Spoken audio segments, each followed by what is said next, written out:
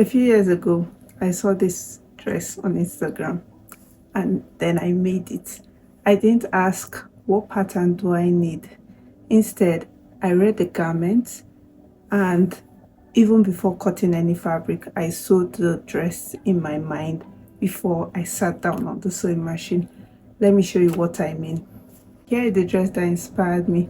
Let's read it together. First of all, look at the overall fabric, the structure of the dress. You can see the fabric holds structure, so it's not lightweight in any way. It's medium weight. I won't say heavy, but more medium weight.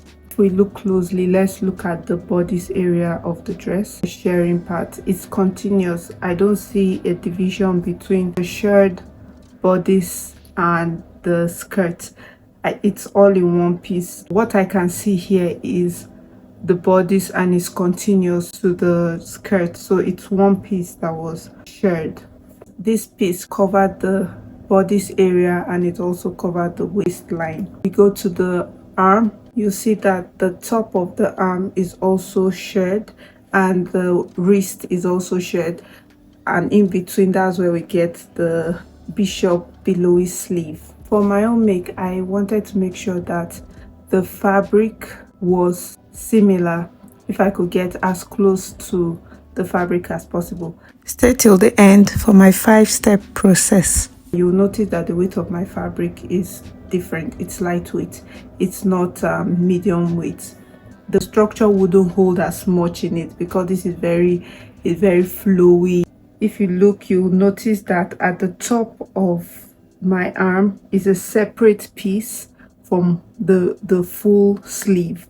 That's because on its own, even if I share the top, it won't give me the type of hold that I need from the dress. So I need to add structure to mine, and that's why there was a separate piece. You'll notice my skirt, the skirt of my dress is longer than what is on the dress.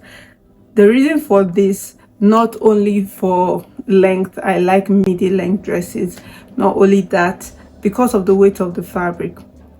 When I'm outside and it's windy, the fabric doesn't have a lot of weight and it's going to be flowing around, except adding lining to it, which I didn't want to do.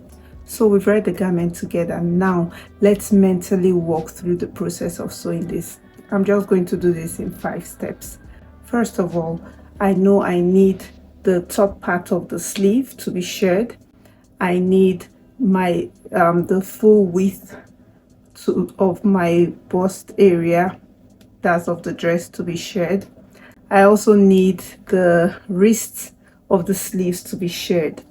The 4th thing I'm going to do is add the top part of the sleeve to the main sleeve, and then the 5th thing I'm going to do is to create sew a French seam on the dress, sew a French seam on the sleeves, and then add the sleeves to the dress on both sides, and a strap if you need it. So 5 steps mentally sewn in my head, and once I sit down on the sewing machine, I know exactly what I'm going to do. As I always say, read the garment first, decide if you want a pattern.